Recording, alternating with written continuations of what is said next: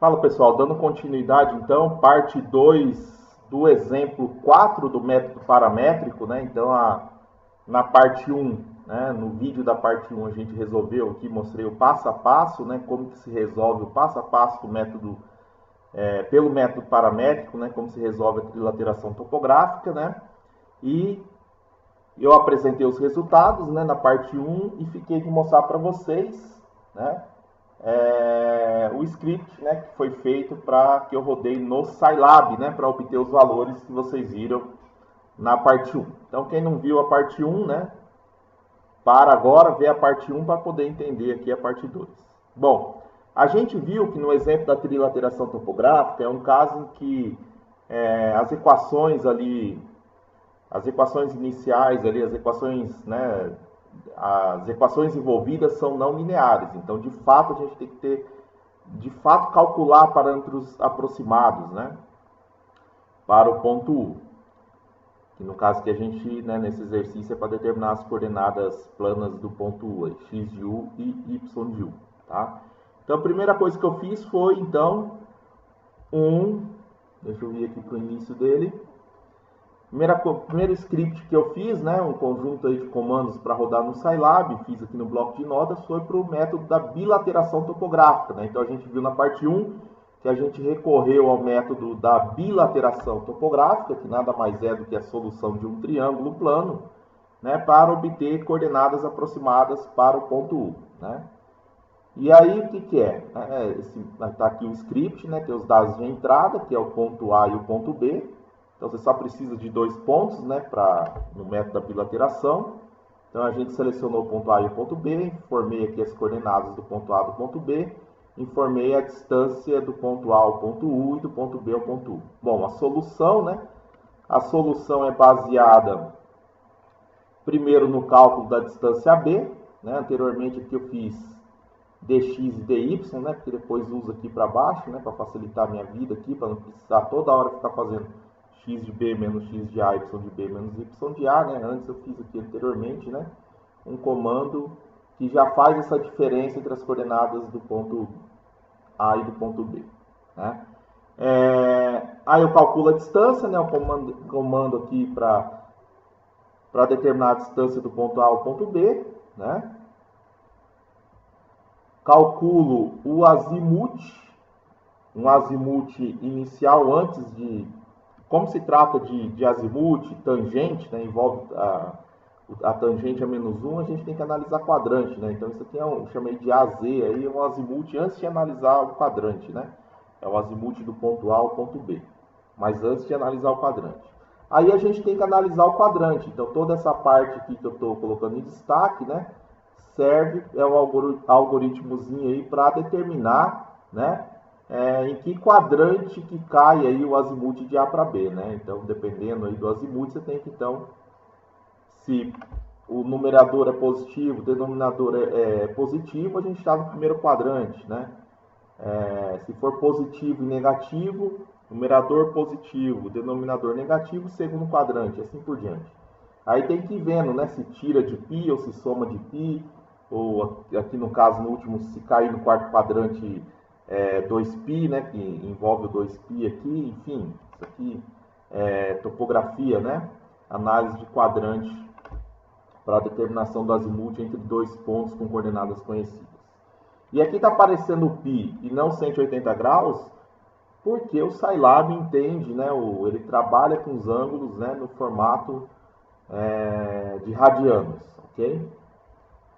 Bom, aí depois o próximo passo na bilateração é determinar o ângulo alfa, que é o ângulo que está ali no vértice do ponto A. A gente já viu isso na parte 1 do vídeo, todo o detalhamento de como se resolve a bilateração, né? Então aqui eu só estou mostrando o script que eu fiz, né?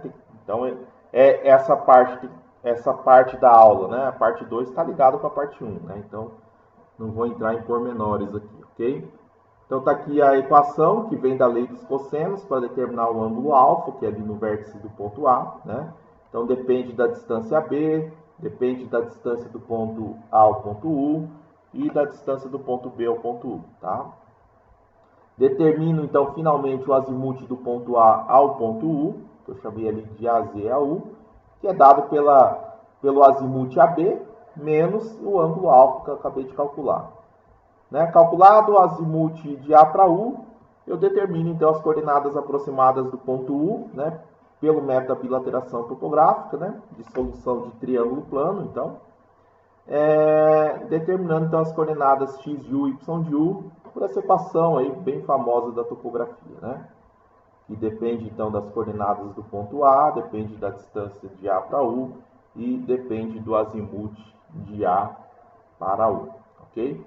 Então esse foi o primeiro passo para resolver o exercício, né? Já vim aqui, fiz um script separado aqui para bilateração, né? Isso aqui poderia estar incluído lá no script geral do ajustamento, daqui a pouco eu vou mostrar, mas eu preferi fazer separado aqui, tá? Bom, vamos rodar ali só para mostrar, né? Selecionar tudo aqui, deixa eu abrir aqui o Scilab, jogar lá, selecionei, copiei lá e mando colar aqui. E vamos mandar executar aqui, dou um Enter. Chegamos aqui no final, então, às coordenadas do ponto U, ok? Então, essas coordenadas do ponto U é a solução aproximada, é adotado como solução aproximada, né, para entrar lá no vetor dos parâmetros aproximados no ajustamento, tá? Então, agora vamos ver o scriptzinho aqui do ajustamento em si, tá? Deixa eu abrir aqui. Tá aqui. Então, aqui está o script, né, que eu fiz aqui, né, com os comandos para o ajustamento de uma trilateração. Eu tenho meus dados de entrada, né, que são as coordenadas do ponto A, do ponto B, do ponto C, e as medidas de distância horizontal do ponto A ao ponto U, né, e aqui também o desvio padrão, que eu chamei de SDAU e assim por diante, tá? É o desvio padrão das medidas das distâncias horizontais. O sigma, chamei ali de sigma prior. O que é isso? Né? O fator de variância a priori, né? E a gente adotou como sendo 1, como a gente viu lá no passo a passo da parte 1. Então, coloquei o valor aqui também. Valores aproximados do ponto U. O que são esses valores aproximados do ponto U? O resultado que veio da bilateração. Então, aquele resultado que a gente acabou de processar, eu entro com o valor dele aqui, ok? Bom, isso aqui que eu coloquei aqui, né, as duas bases invertidas aqui, o Scilab ignora, é que depois a gente vai fazer a iteração, já deixei os valores aqui, tá? Mas vamos lá, depois vocês vão entender. Aí aqui eu fiz um conjunto de valores auxiliares, né, que essas continhas aqui aparecem em outras contas depois, né, em outras fórmulas, né, para facilitar a minha vida, então. Então, eu calculei aqui a diferença entre as coordenadas do ponto U e do ponto A, do ponto B, do ponto U e do ponto B, e do ponto U e do ponto C, né? Isso aí vai ser utilizado depois lá na matriz A, por exemplo, tá? E também calculei aqui o que eu chamei de DAU0, né? Que seria, aqui está, entre aspas, digamos assim, uma distância horizontal entre o ponto A, B e C e o ponto U aproximado, tá? E isso aqui também aparece lá na matriz A. Aí solução, né, o passo a passo, então n igual a 3, U igual a 2, já vimos tudo isso, número de observações 3, número de parâmetros 2, entrei com o vetor Y, né? Aqui estou entrando com a matriz variância e covariância das medidas, né, MVCY, que eu chamei. Aquele comandinho legal que eu já mostrei para vocês, diag, né? Significa que eu só tenho, aí eu só informo a diagonal principal, né? Da minha matriz, e o Scilab já entende que os demais elementos fora da diagonal é tudo zero, tá? Então aqui eu só informo a diagonal principal, né? Que no caso aqui do nosso exercício é a variância das distâncias horizontais de A para U, B para U e C para U, né? Notem então que eu já tinha entrado lá para cima com o desvio padrão, né? E aqui está elevando ao quadrado. Aqui, né? O circunflexo 2 está elevando ao quadrado. A peso, como fator de variância a priori a gente adotou como sendo 1, ele é diretamente apenas a inversa da matriz variância e covariância das medidas, né? Então tem o comando inv ali. x0 é o XU0 e YU0, que lá em cima a gente já atribuiu, que veio do resultado da bilateração. O L0 é aplicar as equações que a gente viu na parte 1 em detalhes, né, ao vetor x0. Então, veja, já calculei aqui para cima, né, o DAU, DBU e DCU, né? Por isso que eu chamei lá de valores auxiliares, né? Porque aqui eu não preciso colocar aquele monte de equação, que já ponho a variável aqui que já foi calculada anteriormente. O L é o Y menos o L0, tranquilo. Matriz A, está aqui as derivadas que a gente viu na parte 1 do vídeo. Né? Aqui eu estou usando os valores, aqui viraria uma equação gigantesca se eu não tivesse feito lá os valores auxiliares lá em cima. Ok? E aí, claro, calcula x, calcula o x chapéu, que aqui eu chamei de x este, para saber que é o x chapéu de estimado, né? Que é o x0 mais x, e somente após convergir, olhar abaixo, né? Como a gente viu na teoria, né? Na primeira parte do vídeo, na teoria não, né? No passo a passo que a gente viu da solução na primeira parte do vídeo, eu tenho que fazer iterações, né? Então, quando eu acabar minhas iterações e de fato chegar no valor de x do valor do x estimado, né? Que somente depois eu vou lá e calculo a matriz variância covariância de x e faço o teste global do ajustamento, tá? Então a gente, deixa eu selecionar tudo, embora vou fazer a primeira iteração. Lembra lá que a gente fez duas iterações, né, para confirmar se estava tudo ok. Então selecionei tudo, deixa eu apagar o que está aqui no Scilab. Deixa eu apagar aqui. E agora colar aqui o ajustamento. Tá. Bom, ele fez o teste global, fez tudo ali, mas para a gente ignorar, né? Porque a gente não sabe se ainda convergiu, né? Então a gente vai olhar aqui mais para cima. Deixa eu ver aqui. Opa! Subindo errado, tô sem mouse. Tá aqui. Bom, cheguei até aqui o x estimado, né? Que tá aqui. E aí, como a gente viu na parte 1 do vídeo, do exemplo 4, né? Então, o x estimado vira o x0 da próxima iteração, tudo bem? Então, eu tenho que copiar esses valores aqui e vira o x0. Ó que prático. Se você tem um script, pessoal, né? Vamos usar a cabeça. É só eu vir aqui, posso aproveitar todo o script. É só eu mudar o meu XU aproximado, que agora vai virar o que eu acabei de calcular do estimado, como a gente viu na teoria. Eu já coloquei o valor aqui, tá, pessoal? Que eu já tinha feito anteriormente, já para adiantar aqui o vídeo, já tinha colocado ele aqui, ó. Agora eu cancelo, então, ou se a gente tivesse fazendo a primeira vez aqui, a gente vinha aqui e substituir o valor aqui, tá? Mas aqui basta eu cancelar, então, essas duas linhas e, como eu já passei o valor aqui, que a gente acabou de chegar, eu venho aqui e habilito essas duas linhas. Agora eu estou com esses novos aproximados, né? E aí, de novo, seleciono tudo, né? Copio e vou mandar rodar de novo. Para não ter erro aqui, deixa eu de novo. Eu gosto sempre de dar uma apagada em tudo. Vamos rodar de novo. Rodou. Aí eu venho aqui ver se convergiu. A gente já viu na primeira parte do vídeo, a gente já sabe que já convergiu, né? Então, a gente vem aqui, olha, vamos subir aqui para ver lá onde está o resultado aqui. Então, convergiu, né, pessoal? Ó, o x deu extremamente pequeno, como a gente viu, né? Ele tende a zero, aqui está praticamente zero, né?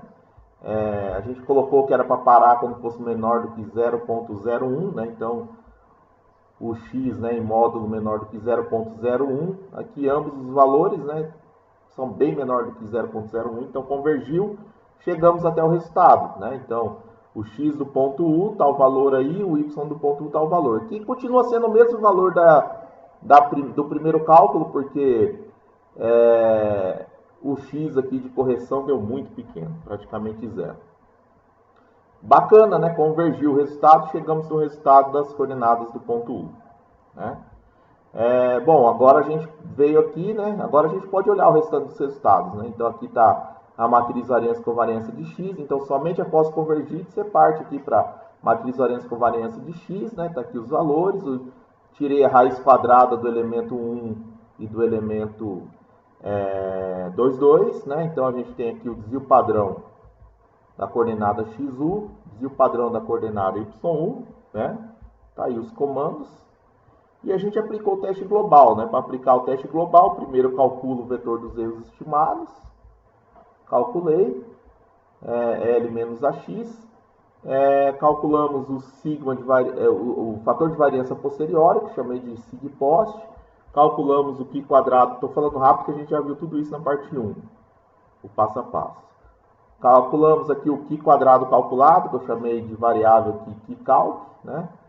E o π quadrado teórico, aí aqui no Scilab, né, ó, repito, a gente já tinha visto isso também, né? É esse comando aqui que você tem que dar para que o Scilab já pega para você da tabela do π quadrado, tá? Ó, você entra com esse comando. CDF, CHI, abre parênteses, abre aspas, X, abre e fecha aspas, X. Aí, tá. Aí até aqui sempre. Sempre isso. Aí, vírgula. Aí você vai informar. O primeiro cara que você informa aqui é o grau de liberdade, que é 1. Depois você informa o nível de confiança, que no nosso caso é 0,95. Que é o nível de significância de 0,05. Né? Então, o nível de confiança é 1 menos o nível de significância. Então, 0,95. Aqui entra, então, 0,95. E aqui entra o nível de significância, 0,05. Aí você tem o π quadrado teórico. Aí você olha, né? Olha aqui, 3,84 é o teórico, tabelado. O calculado, 3,44. Então, o calculado menor do que o teórico, né? Então, o ajustamento não foi rejeitado, está tudo ok, tá? Claro, com certo nível de probabilidade, no caso, o nosso nível de significância de 5%. Tudo bem, pessoal? Então, esse então foi o vídeo para complementar a parte 1, né, do ajustamento da trilateração, tá? Aqui, então, mostrei para vocês o script que eu fiz, né, para rodar no Scilab, que lembrando sempre que é um software gratuito. Ok? Até a próxima.